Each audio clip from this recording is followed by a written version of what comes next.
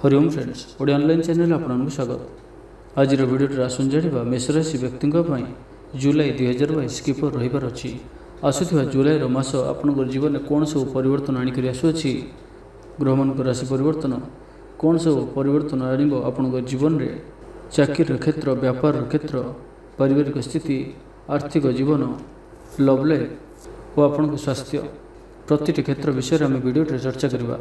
तो सर्वप्रथम आप खुशी हो जातु मेष राशि व्यक्तियों गोटे कथा एपरी बसुअछि जहाँकि पांचटी जाक आंगुठी घीअरे एपरी किसी शब्द आपड़ हुए तो शुणी आगु अर्थात प्रत्येक दृष्टिकोण आपन को यह मासरे केवल शुभ ही शुभ जो भी कार्य आप हाथ देवे से केवल अनुकूल आपणकर मन मुताबक ही फल आपको प्राप्त हो।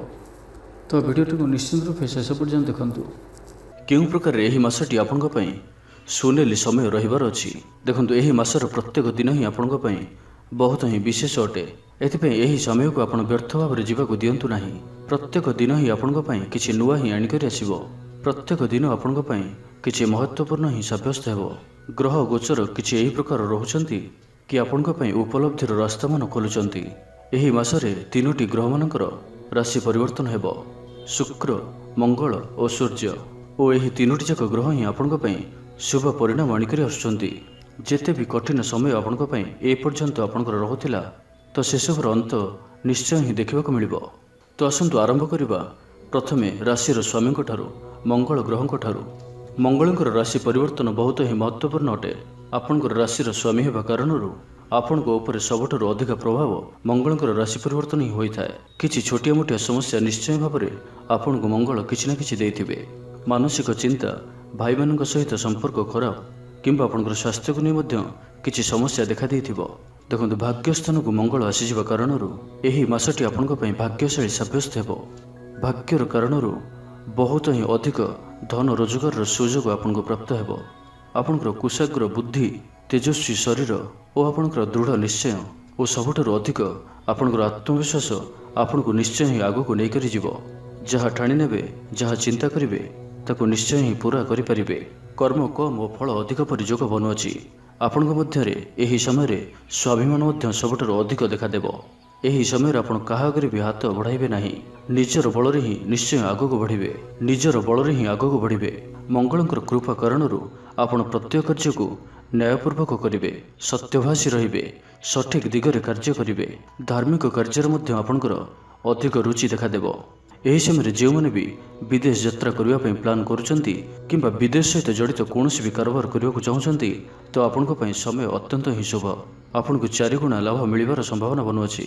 जदि यही समय डिफेन्स सर्विस ट्राए करती खेलकूद इंटरेस्ट रखुता तो निश्चय ही आपको आगक बढ़िबार सुजोग प्राप्त हेबो। और जदि आपण एही क्षेत्र में प्रथम ही अछंती तो प्रमोशन जोग मध्य बनुअछि।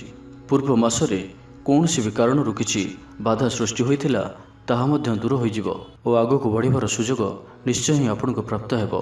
ता सहित न्याय सहित जड़ित थिबा व्यक्ति मानकु आगको बढ़िबार सुजोग प्राप्त हेबो और एमानक पई समय अत्यंत ही शुभ। चाकर बाकरक सुख और वाहनर सुख मध्य आपको प्राप्त हेबो। पुत्र प्राप्तिर मध्य प्रबल जोग बनुअछि। भाई मानक सहित संपर्क बहुत ही मजबूत रहिबो। पुराना जहाँ भी किछि भाई भाई मध्यरे किछि भी संपर्क तिक्तता रहिअछि बा किछि भी मनोमालिन्य रहिअछि ताहा सबुर अंत हेबो। पारिवारिक सुख प्राप्त हेबो। ता सहित मंगलंकर एठाकु आसिबा विद्यार्थी मानक पई मध्य बहुत ही शुभ जनाजाउछि। बहुत ही खास रहिबार अछि। मंगलंकर कृपा कारणरू आपनकर दृढ़ निश्चय आपनकर फोकस आपनकर पराक्रम आपनकर शारीरिक ऊर्जा आपनको विद्या ग्रहण करिबार क्षमता प्रदान करुचंती। शरीर सुस्थ रहिबे और मानसिक रूप में आपण बहुत शक्तिशाली रहिबे। जोंथिपई आपण पाठ पढ़ार अधिक फोकस करिपारिबे और भल रिजल्ट मध्य आपण आनी पारिबे। गृह थी बड़ मानकर सपोर्ट भाई भौणी मानकर सपोर्ट और गुरु मानकर सपोर्ट मध्य आपको प्राप्त हेबो। मंगलंकर कृपा कारणरू आपण संपूर्ण भाव में पढ़ापढ़ी कनसेंट्रेट करिपारिबे। जो कारण आगको बढ़िबार सुजोग आपको निश्चय ही प्राप्त हेबो। तो एबासु जानिबा सूर्यदेवଙ୍କ विषय कहीं सूर्य आपंकर 11तम भाव में प्रवेश करुचंती। ता सहित सूर्य और बुद्धंकर द्युति मध्य बनुअछि जहाँकि बुद्ध आदित्य राजयोगर निर्माण करिथाए। तो यह मध्य आपंक पई बहुत ही शुभ और अनुकूल रहिबार अछि। सूर्यंकर राशि परिवर्तन और ताहा भी 11तम भाव में तो आपण पूर्व जहाँ भी किछि परिश्रम करिसेंती ତାହାର ନିଶ୍ଚୟ ହିଁ ଶୁଭ ପରିଣାମ ହିଁ ଆପଣଙ୍କୁ ମିଳିବାକୁ ଲାଗିବ। ଏହି ସମୟରେ ସରକାରୀ କାମ କାର୍ଯ୍ୟରେ ଆପଣ ଉପଲବ୍ଧି ପ୍ରାପ୍ତ କରିବେ। ଅଟକି ରହିଥିବା କୌଣସି ବି ସରକାରୀ କାର୍ଯ୍ୟ ଦ୍ରୁତ ଗତିରେ ପୂରଣ ହେବ। ଯଦି ଆପଣଙ୍କର କୌଣସି ବି ରେଜଲ୍ଟ ଆସିବାର ଅଛି, କୌଣସି ବି କ୍ଷେତ୍ରରେ କୌଣସି ବି ରେଜଲ୍ଟ ଆସିବାର ଅଛି, ତ ଆପଣଙ୍କ ପାଇଁ ରେଜଲ୍ଟ ପଜିଟିଭ ହିଁ ଆସିବାର ସମ୍ଭାବନା ବନୁଅଛି। ବିଦ୍ୟାର୍ଥୀ ହୋଇଥାନ୍ତୁ କିମ୍ବା ଚାକିରି କ୍ଷେତ୍ରରେ ଦିଆଯାଇଥିବା ଏକ୍ଜାମ, ଆପଣଙ୍କୁ ରେଜଲ୍ଟ ପଜିଟିଭ ହିଁ ମିଳିବ। ଯଦି ଆପଣ ସରକାରୀ ଚାକିରିଟିଏ ପାଇଁ ମଧ୍ୟ ପ୍ରୟାସ କରୁଛନ୍ତି, ତ ଏହି ମାସଟି ଆପଣଙ୍କ ପାଇଁ ବହୁତ ହିଁ ଶାନଦାର ରହିବାର ଅଛି। ଆପଣଙ୍କୁ ସଫଳତା ମିଳିବାର ସମ୍ଭାବନା ବହୁତ ହିଁ ଅଧିକ ରହୁଅଛି। ତ ସମୟକୁ ବ୍ୟର୍ଥ ଭାବରେ ଯିବାକୁ ଦିଅନ୍ତୁ ନାହିଁ। ଏହି ସମୟରେ ମାନ ପ୍ରତିଷ୍ଠାରେ ଆପଣଙ୍କର ବୃଦ୍ଧି ହେବ। କିଛି ମଜାମସ୍ତିରେ ମଧ୍ୟ ସମୟ କଟିବ। ବୁଲାବୁଲି କରିବାର ପ୍ଲାନ୍ କରିପାରନ୍ତି। ସାଙ୍ଗମାନଙ୍କ ସହିତ ଅଧିକ ସମୟ କଟିବ। ନୂଆ ନୂଆ ମିତ୍ର ବନିବେ। କିଛି ନୂଆ ସମ୍ପର୍କ ଯୋଡ଼ି ହୋଇପାରେ। ତା ସହିତ ଲଭ୍ ରିଲେସନରେ ଥିବା ବ୍ୟକ୍ତିମାନଙ୍କ ପାଇଁ ମଧ୍ୟ ଆପଣଙ୍କ ପାଇଁ ବହୁତ ହିଁ ଶୁଭ ରହିବାର ଅଛି। ସୂର୍ଯ୍ୟଙ୍କ କୃପାରୁ ପୁତ୍ର ପ୍ରାପ୍ତିର ପ୍ରବଳ ଯୋଗ ମଧ୍ୟ ବନୁଅଛି। ଯେଉଁ ଲୋକମାନେ ସନ୍ତାନହୀନ ଅଟନ୍ତି, ତ ଆପଣଙ୍କ ଜୀବନରେ ସନ୍ତାନକୁ ନେଇ ଖୁସି ଆସିପାରେ। ସମୟ ଆପଣଙ୍କ ପାଇଁ ଲକି ଅଟେ। ପ୍ରତ୍ୟେକ ଗ୍ରହ ଆପଣଙ୍କୁ ସପୋର୍ଟ ହିଁ କରୁଛନ୍ତି। ତା ସହିତ ଯେଉଁମାନେ ବି ବେକାରୀ ଅଛନ୍ତି, ଚାକିରି ପାଇଁ ପ୍ରୟାସ କରୁଛନ୍ତି, ସେମାନଙ୍କ ପାଇଁ ମଧ୍ୟ ସମୟ ବହୁତ ହିଁ ଶୁଭ ବିଚାର କରାଯାଉଅଛି। ଏହି ସମୟରେ ସୂର୍ଯ୍ୟ ଓ ବୁଧଙ୍କର ଦ୍ୟୁତି କାରଣରୁ ଆର୍ଥିକ ସମସ୍ୟାମାନଙ୍କର ଅନ୍ତ ହେବାକୁ ଯାଉଛି।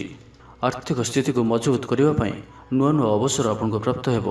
ଇଲେକ୍ଟ୍ରୋନିକ୍ସ କିମ୍ବା ଇଲେକ୍ଟ୍ରିକାଲ୍ସର ବେପାରରେ ଜଡ଼ିତ ଥିବା ବ୍ୟକ୍ତିମାନଙ୍କୁ କିମ୍ବା ନ୍ୟାୟ ସହିତ ଜଡ଼ିତ କୌଣସି କାମରେ ଆପଣ ଅଛନ୍ତି, ତ ଆପଣଙ୍କୁ ଅଧିକ ଧନ ରୋଜଗାରର ସୁଯୋଗ ପ୍ରାପ୍ତ ହେବ। ସୂର୍ଯ୍ୟଙ୍କର ରାଶି ପରିବର୍ତ୍ତନ ଆପଣଙ୍କ ଜୀବନକୁ ଚମକାଇବାର ଅଛି। ଐଶ୍ୱର୍ଯ୍ୟଶାଳୀ ସମୟ ବିତାଇବାର ସୁଯୋଗ ପ୍ରଦାନ କରୁଅଛନ୍ତି। ଆପଣଙ୍କର ସୁଖ ସୁବିଧାରେ ବୃଦ୍ଧି ହେବ। ଭୂମି, ବାହନ, ଚାକର ବାକରଙ୍କର ସୁଖ ସୂର୍ଯ୍ୟଙ୍କର ରାଶି ପରିବର୍ତ୍ତନ ତ ଆପଣଙ୍କୁ ଦେଉଛନ୍ତି, କିନ୍ତୁ ତା ସହିତ ଗୋଟିଏ କଥାର ଧ୍ୟାନ ରଖନ୍ତୁ। ଦେଖନ୍ତୁ, ସୂର୍ଯ୍ୟ 11ତମ ଭାବରେ ପ୍ରବେଶ କରୁଛନ୍ତି, ଯାହାକି ଶନିଙ୍କର ରାଶି କୁମ୍ଭ ରାଶିରେ ଆସୁଛନ୍ତି।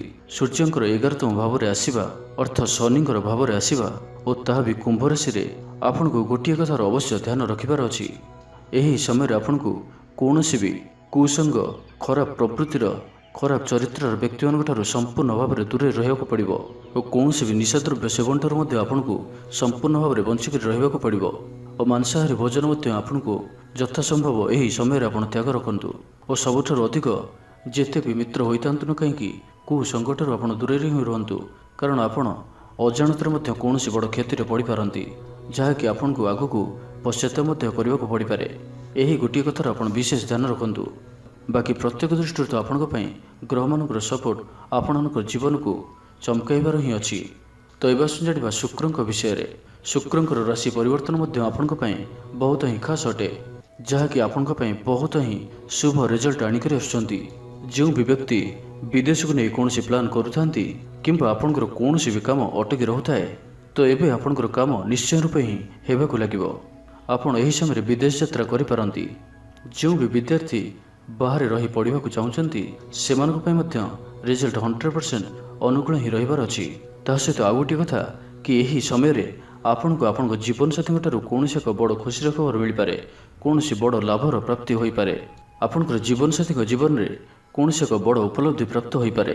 ଆପଣଙ୍କର ଜୀବନସାଥୀଙ୍କ ଜୀବନରେ ମଧ୍ୟ କୌଣସି ବଡ଼ ପରିବର୍ତ୍ତନ ଆସିପାରେ ଓ ଯେଉଁଥିପାଇଁ ଆପଣ ମଧ୍ୟ ବହୁତ ଖୁସି ରହିବେ, ଯାହାର ପ୍ରଭାବ ଆପଣଙ୍କର ଜୀବନ ଉପରେ ପଡ଼ିବ। ଓ ଯେଉଁମାନେ ବି ଅବିବାହିତ ଅଛନ୍ତି ବା ବିବାହଜନିତ କୌଣସି ବି ସମସ୍ୟା ରହୁଥିଲା, ସେମାନଙ୍କ ପାଇଁ ମଧ୍ୟ ଖୁସିର ସମୟ।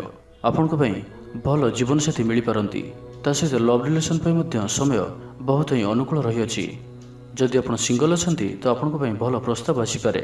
ଏହି ସମୟରେ ଆପଣ କିଛି ନୂଆ ମିତ୍ର କରିପାରନ୍ତି। ବୁଲାବୁଲି କରିବା, ମଜାମସ୍ତି କରିବା ଓ ତା ସହିତ ଶତ୍ରୁ ଆପଣଙ୍କ ଠାରୁ ଭୟଭୀତ ରହିବେ। ଆପଣଙ୍କର ଶତ୍ରୁମାନେ ଆପଣଙ୍କ ଆଗରେ ଟିକି କରି ରହିପାରିବେ ନାହିଁ। ତର୍କ ବିତର୍କରେ ଆପଣଙ୍କୁ ଜିତିବା କଷ୍ଟ ହେବ। ଆପଣ ତର୍କ ବିତର୍କରେ ଆଗରେ ରହିବେ। ତା ସହିତ ଆପଣ ଯାହାକି ସବୁଠାରୁ ଅବହେଳା କରିଥାନ୍ତି, ଆପଣ ନିଜ ପାଇଁ କେବେ ବି ସମୟ ଦେଇପାରନ୍ତି ନାହିଁ, ତ ଆପଣ ନିଜ ପାଇଁ କିଛି ସମୟ ଦେଇପାରିବେ। ନିଜକୁ ସଠିକ୍ ଢଙ୍ଗରେ ବଞ୍ଚିବା ପାଇଁ, ନିଜକୁ ଉନ୍ନତ କରିବା ପାଇଁ ଓ ନିଜ ପାଇଁ କିଛି ପ୍ଲାନ୍ କରିପାରନ୍ତି। ନିଜ ପାଇଁ କିଛି ନୂଆ ଜିନିଷ କିଣିପାରନ୍ତି। ନିଜର କିଛି ଇଚ୍ଛାକୁ ପୂରଣ କରିପାରନ୍ତି। ଏହି ମାସଟି ଆପଣ ନିଜ ବିଷୟରେ ଅଧିକ ଚିନ୍ତା କରିବେ। ତା ସହିତ ଯେଉଁ ବି ମହିଳାମାନେ ନିଜ ପାଇଁ କିଛି ଦାମୀ ଜିନିଷ ବା ସୁନା ଗହଣା କିଣିବାକୁ ଚାହୁଁଛନ୍ତି, ସେମାନଙ୍କ ପାଇଁ ମଧ୍ୟ ସମୟ ଶୁଭ। ଆପଣଙ୍କର ଇଚ୍ଛା ପୂରଣ ହୋଇପାରେ। ତା ସହିତ ଯେଉଁମାନେ ବି କୌଣସି ବି କଳା କ୍ଷେତ୍ରରେ ଅଛନ୍ତି, ସେମାନଙ୍କ ପାଇଁ ମଧ୍ୟ ଆଗକୁ ବଢ଼ିବାର ସୁଯୋଗ ପ୍ରାପ୍ତ ହେବ। କଳାର କ୍ଷେତ୍ରରେ ମଧ୍ୟ ଆପଣଙ୍କୁ ଧନ କମାଇବାର ସୁଯୋଗ ପ୍ରାପ୍ତ ହେବ। ହୋଟେଲ, ବିଜନେସ୍, ଟୁର୍ସ ଆଣ୍ଡ ଟ୍ରାଭେଲ୍ସର କାମରେ ଆପଣଙ୍କୁ ଲାଭ ନିଶ୍ଚୟ ହିଁ ପ୍ରାପ୍ତ ହେବ। ମଡେଲିଂ ଲାଇନ୍ରୁ, ଟିଭି ଇଣ୍ଡଷ୍ଟ୍ରିରୁ କିମ୍ବା ସ୍ତ୍ରୀ ସମ୍ବନ୍ଧୀୟ ଜିନିଷର କୌଣସି ବି ଆପଣ ବେପାର କରୁଛନ୍ତି ତ ଆପଣଙ୍କୁ ଅଧିକରୁ ଅଧିକ ଲାଭ ଦେଖିବାକୁ ମିଳିବ। ତ ଏହି ମାସଟି ଆପଣଙ୍କ ପାଇଁ ବହୁତ ହିଁ ଖାସ୍ ରହୁଅଛି, ସବୁ ଦୃଷ୍ଟିରୁ ହିଁ ଖାସ୍ ରହୁଅଛି। ତ ଏହି ମାସଟିକୁ ଆପଣ ବ୍ୟର୍ଥ ଭାବରେ ଯିବାକୁ ଦିଅନ୍ତୁ ନାହିଁ। ଗ୍ରହମାନଙ୍କର ସପୋର୍ଟ ଆମମାନଙ୍କର ଜୀବନରେ ଉନ୍ନତି ଆଣିଥାଏ, କିନ୍ତୁ ଆମମାନଙ୍କୁ ସେହି ଅନୁଯାୟୀ କାର୍ଯ୍ୟ ମଧ୍ୟ କରିବାକୁ ପଡ଼ିବ, ଯାହାଫଳରେ କି ଆମମାନେ ଗ୍ରହମାନଙ୍କର ସପୋର୍ଟରୁ ଆସୁଥିବା ଶୁଭ ପରିଣାମ ସଠିକ୍ ଭାବରେ ପାଇପାରିବା। ତ ଆପଣ ବ୍ୟର୍ଥ ଭାବରେ ସମୟକୁ ଯିବାକୁ ଦିଅନ୍ତୁ ନାହିଁ। ଆପଣଙ୍କୁ 100% ରେଜଲ୍ଟ ମିଳିବା ନିଶ୍ଚୟ ଅଟେ। ତ ଦେଖନ୍ତୁ କି ଏହି ମାସରେ ଏହି 3ଟି ରାଶିମାନଙ୍କର ପରିବର୍ତ୍ତନ ଆପଣଙ୍କ ଜୀବନରେ ଖୁସି ହିଁ ଖୁସି ଆଣିକରି ଆସୁଅଛି। ବାକି ରାଶିମାନେ ଯେପରି ବୃହସ୍ପତି ନିଜର ରାଶି ଧନୁ ରାଶିରେ ଆପଣଙ୍କର ନବମ ଭାବରେ ରହିବେ, ରାହୁ ମିଥୁନ ରାଶିରେ ଓ କେତୁ ଆପଣଙ୍କର ନବମ ଭାବରେ, ତା ସହିତ ଶନି ନିଜର ପ୍ରିୟ ରାଶି ମକର ରାଶିରେ ରହିବେ। ତ ପ୍ରତ୍ୟେକ ଗ୍ରହ ହିଁ ଆପଣଙ୍କୁ ସପୋର୍ଟ କରୁଛନ୍ତି। ରାହୁ ଓ କେତୁ ମଧ୍ୟ ଆପଣଙ୍କୁ ଉଚ୍ଚ ସମାନ ଫଳ ପ୍ରଦାନ କରୁଛନ୍ତି। ବୃହସ୍ପତି ଆପଣଙ୍କୁ ପୂର୍ଣ୍ଣ ଫଳ ପ୍ରଦାନ କରୁଛନ୍ତି। ଭାଗ୍ୟର ସମ୍ପୂର୍ଣ୍ଣ ସହଯୋଗ ଆପଣଙ୍କର ସହିତ ହିଁ ରହୁଅଛି। ଭାଗ୍ୟକୁ ଆପଣ ପରୀକ୍ଷା କରିପାରନ୍ତି। ଆପଣ ଲକି ସାବ୍ୟସ୍ତ ହେବେ। ତା ସହିତ ଆପଣଙ୍କଠାରେ ଧାର୍ମିକ ପ୍ରବୃତ୍ତି ଅଧିକ ଦେଖାଦେବ।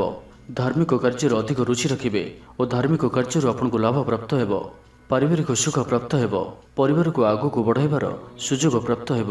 ପରିବାର ମଧ୍ୟରେ ନୂଆ ସମ୍ପର୍କ ଯୋଡ଼ି ହୋଇପାରନ୍ତି। ତା ସହିତ ରାହୁ ଓ କେତୁ ଆପଣଙ୍କୁ କୂଟନୀତି ଓ ଚାଲାକିପଣ ମଧ୍ୟ ଅଧିକ ଦେଉଛନ୍ତି, ଯାହାଫଳରେ ଲୋକମାନଙ୍କୁ ଭ୍ରମିତ କରିବା, ଲୋକମାନଙ୍କୁ ଆପଣଙ୍କ ପ୍ରତି ଆକର୍ଷିତ କରିବା, ଏଥିରେ ଆପଣ ଶକ୍ତିଶାଳୀ ଜଣାଯିବେ। ତା ସହିତ ଶନି ମକର ରାଶିରେ ଆପଣଙ୍କୁ ପୂର୍ଣ୍ଣ ଫଳ ପ୍ରଦାନ କରୁଛନ୍ତି। ଜାଗାବାଡ଼ି ସହିତ କାର୍ଯ୍ୟରେ ଥିବା ବ୍ୟକ୍ତିମାନଙ୍କୁ, ଜମି ଦଲାଲମାନଙ୍କୁ ଅଧିକ ଧନ କମାଇବାର ସୁଯୋଗ ପ୍ରାପ୍ତ ହେବ। ବିଲ୍ଡର୍ସମାନଙ୍କୁ, ଲୁହାର ବ୍ୟାପାରୀମାନଙ୍କୁ, ସିମେଣ୍ଟ, ଗୋଡ଼ି, ବାଲି ବା ଏହି ସମ୍ବନ୍ଧୀୟ କୌଣସି ବି ବ୍ୟାପାରୀମାନଙ୍କୁ, ରଙ୍ଗର ବ୍ୟାପାରୀମାନଙ୍କୁ ଅଧିକରୁ ଅଧିକ ଧନ ରୋଜଗାର କରିବାର ସୁଯୋଗ ପ୍ରାପ୍ତ ହେବ। କାହିଁକିନା ଶନି ଆପଣଙ୍କର କର୍ମ ଭାବରେ ଗୋଚର କରୁଛନ୍ତି, ଯାହାକି ଆପଣଙ୍କୁ କର୍ମଠ କରୁଛନ୍ତି, ଯାହାକି ଆପଣଙ୍କୁ ସଠିକ୍ ଦିଗରେ କାର୍ଯ୍ୟ କରିବାର କ୍ଷମତା ପ୍ରଦାନ କରୁଛନ୍ତି ଓ ଆଗକୁ ବଢ଼ିବାର ସୁଯୋଗ ଶନିଦେବଙ୍କର କୃପା କାରଣରୁ ଆପଣଙ୍କୁ ନିଶ୍ଚୟ ହିଁ ପ୍ରାପ୍ତ ହେବ। ତା ସହିତ ବୁଦ୍ଧ ଆପଣଙ୍କର 11ତମ ଭାବରେ ବସି ଧନର ବର୍ଷା କରୁଛନ୍ତି। ତା ସହିତ ଆଉ ଗୋଟିଏ ବିଶେଷ କଥା କି ମା ଲକ୍ଷ୍ମୀଙ୍କର ମଧ୍ୟ ବିଶେଷ କୃପା ମେଷ ରାଶିର ବ୍ୟକ୍ତିଙ୍କୁ ପ୍ରାପ୍ତ ହେଉଅଛି। ଆପଣଙ୍କର ଧନ ଏକତ୍ର ହେବ, ଆର୍ଥିକ ସମସ୍ୟାମାନଙ୍କର ଅନ୍ତ ହେବ। ତ ଏହି ସମୟ ଆପଣଙ୍କ ପାଇଁ ବହୁତ ହିଁ ଶୁଭ ସମୟ ବୋଲି ବିଚାର କରାଯାଉଅଛି। ଯେପରି 4ଟି ଯାକ ଆଙ୍ଗୁଠି ଘିଅରେ, ଏହିପରି ଏକ ଶବ୍ଦ ମଧ୍ୟ ଆପଣଙ୍କଠାରେ ସଠିକ୍ ବସୁଅଛି। କେବଳ କର୍ମ କରିବାର ହିଁ ଆବଶ୍ୟକତା ରହିଛି, ସଠିକ୍ ଦିଗରେ କର୍ମ କରିବାର ଆବଶ୍ୟକତା ରହିଛି। ମେଷରାଶିର ବ୍ୟକ୍ତିମାନଙ୍କ ପାଇଁ ଏହି ସମୟ ଏତେ ଯେ ଅଧିକ ଶୁଭ ରହୁଅଛି କି ଦେଖନ୍ତୁ କି ପ୍ରତ୍ୟେକ ଗ୍ରହ ଆପଣଙ୍କୁ ସପୋର୍ଟ କରୁଛନ୍ତି। କୌଣସି ବି ଗୋଟିଏ ଗ୍ରହ ଆପଣଙ୍କ ପାଇଁ ଏପରି ନାହାନ୍ତି ଯାହାକି ଅଶୁଭ ପରିଣାମ ଦେଉଥିବେ। ତ ଆପଣ କର୍ମ ଉପରେ ଅଧିକ ଧ୍ୟାନ ରଖନ୍ତୁ ଓ ସଠିକ୍ ଦିଗରେ କର୍ମ କରନ୍ତୁ। ତ ଆପଣଙ୍କୁ ନିଶ୍ଚୟ ହିଁ ଶୁଭ ଫଳ ପ୍ରାପ୍ତ ହେବ। ଶାରୀରିକ ଉର୍ଜାର ବୃଦ୍ଧି ଆପଣ ଅନୁଭବ କରିପାରିବେ। ଲୋକମାନେ ଆପଣଙ୍କ ପ୍ରତି ଆକର୍ଷିତ ରହିବେ। ଶାରୀରିକ ଦୃଷ୍ଟିରୁ ଆପଣ ସୁସ୍ଥ ମଧ୍ୟ ରହିବେ। ପ୍ରତ୍ୟେକ କାମରେ ଆପଣଙ୍କର ଅଧିକ ରୁଚି ଜାଗ୍ରତ ହେବ ଓ ପ୍ରତ୍ୟେକ କାମରେ ଆପଣଙ୍କୁ ସଫଳତା ମଧ୍ୟ ପ୍ରାପ୍ତ ହେବ। ଯେଉଁ ବି କାର୍ଯ୍ୟ ହାତକୁ ନେବେ ସେଥିରେ ସଫଳତାର ସମ୍ଭାବନା ଅଧିକ ହିଁ ରହିବ। ତ ମେଷରାଶି ବ୍ୟକ୍ତିଙ୍କ ପାଇଁ ଶୁଭ ସମୟର ଆଗମନ ହେବାକୁ ଯାଉଛି, ଯାହାକୁ ସୁନେଲି ସମୟ ମଧ୍ୟ ଆପଣ ଭାବିପାରନ୍ତି, ଯାହାକି ଆପଣଙ୍କର ଜୀବନରେ କେବଳ ଖୁସି ହିଁ ଖୁସି ଆଣିକରି ଆସୁଅଛି। ତ ଏହା ଥିଲା ମେଷରାଶି ବ୍ୟକ୍ତିଙ୍କ ପାଇଁ ଆସୁଥିବା ଜୁଲାଇର ମାସଟି କିପରି ରହିବ। ଜୁଲାଇ 2022 ସମ୍ପୂର୍ଣ୍ଣ ରାଶିଫଳ। ଭିଡ଼ିଓଟି ଭଲ ଲାଗିଥିଲେ କମେଣ୍ଟ ବକ୍ସରେ ଜୟ ଶ୍ରୀରାମ ଅବଶ୍ୟ ଟାଇପ୍ କରନ୍ତୁ।